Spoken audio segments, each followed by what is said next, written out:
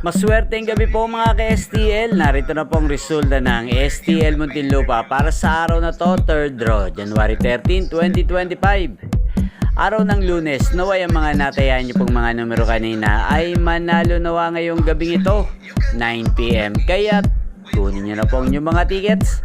Narito na po ang resulta. Ang mga numerong nanalo sa STL Muntinlupa ngayong gabing ito, January 13, 2025, 9 PM, 3rd draw result, 33 at 1 in exact order.